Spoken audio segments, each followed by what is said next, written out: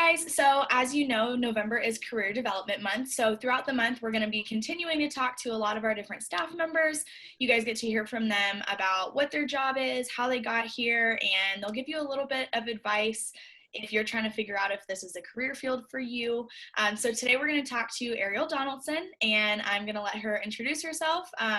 Ariel, will you just go ahead and tell us a little bit about what your job is, how long you've been here with Rape Response, and tell us a little bit about your professional journey. Like, how have you gotten to where you are now?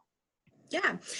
So like Brittany said, my name is Ariel Donaldson, and I am the mobile advocate here at Rape Response. And what that looks like is I pretty much go out to all of our counties. So we serve 6 counties. And I just attend community meetings, meet with survivors, pretty much whatever's happening in our counties. I'm available, I'm on the road, and just do, whatever the agency is looking for. I've been with Rape Response now it'll be 2 years in February. So yay to that. My journey here, so it started with, I majored in criminal justice. I have my bachelor's in criminal justice, and I just took various criminal justice classes, law classes. So I was kind of like on the fence if I wanted to be a lawyer or like a police officer or whatever that looked like. But at my internship, I interned with the Hall County DA's office.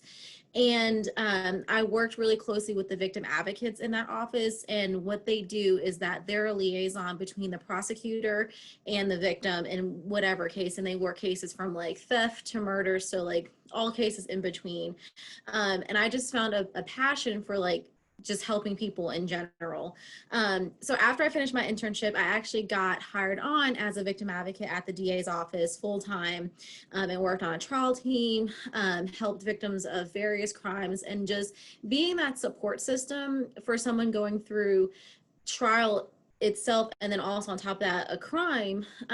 It was very relieving, and also I don't know, it's just like hard work to do because, you're there with them, you're helping them, and you're just helping them navigate through this, because not everyone goes to court unless you are like a super speeder or whatever, but like a major crime, not everyone does that. It's not normal. So with the DA's office, we actually partnered a lot with Rape Response when it came to sexual assault crimes.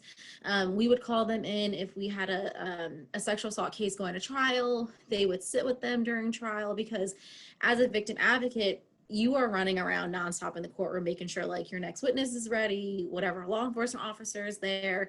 So you really aren't present with the survivor or the victim in the courtroom, especially for a sexual assault. So just seeing how Rape Response advocates are able to be present and just literally be a support system for the survivor was really something that tugged on my heart, because like I wanted to do that, but I couldn't because I had to get the next witness lined up or whatever.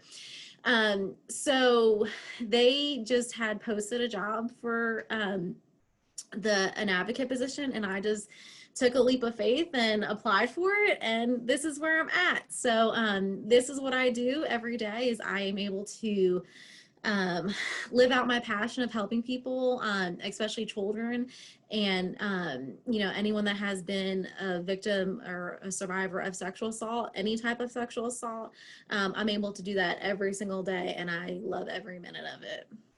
That's really cool. So we had recently just talked with Phoenix about her journey, and so you guys kind of were on really similar paths. I know that you guys worked together for a little bit, so it's kind of cool now that you guys have both ended up here.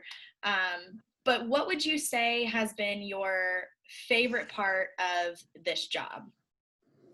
I think my favorite part of this job is just meeting the survivors that I work with, because our survivors that we work with don't look like a certain type, or don't fit in a box, or aren't like what you see on TV. We work with all walks of life, and just knowing that the person I'm gonna meet at the ER, or the person I'm gonna talk to on the phone, may not be who I think it's gonna be, if that makes sense. Just listening to people's story and their journey, and then also seeing that there is light at the end of the tunnel, there is healing for these survivors, and then being a part of that and helping them get to that light at the end of the tunnel has just been one of the most amazing and favorite things I've come to love about this job. And also to know, like, when we get like those emails or those text messages saying, hey, thank you so much for being there for me, or thank you so much for doing that for me, it's just a blessing in disguise, really. So that'd be one of my favorite parts about it, is just the different people that we come in contact every day. So would you say that by starting out with a career in criminal justice, and I know that you had said that you weren't sure for a while if you wanted to be a lawyer or law enforcement, or kind of where your path was going to take you, do you feel like all of those classes, experiences at the DA's office, do you feel like they have helped you in the position that you're in now? Or, would you say that it has been beneficial, like, I guess in a way, getting you to where you are now? I think what has been beneficial for me being where I am at now, especially, working in the DA's office and the classes that I've taken, is just, not being judgmental and just being open-minded to whatever happens. And also working in the DA's office, we saw a lot of different cases, from, like I said, theft to murders to everything in between.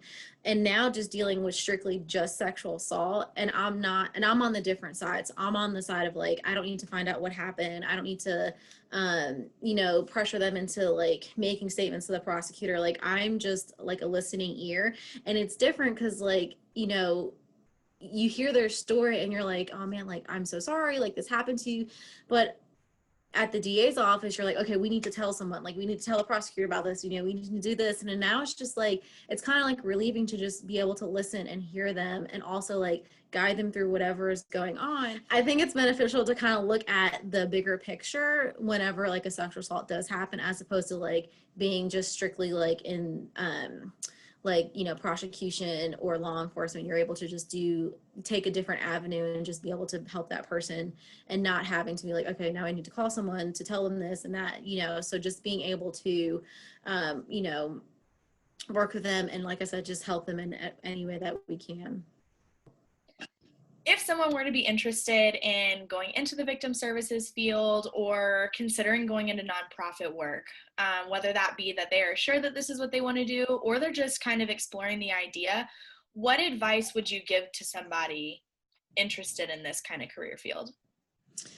The advice I would give someone that's interested in victim service, or even victim services in a nonprofit world, I would just say, just don't give up.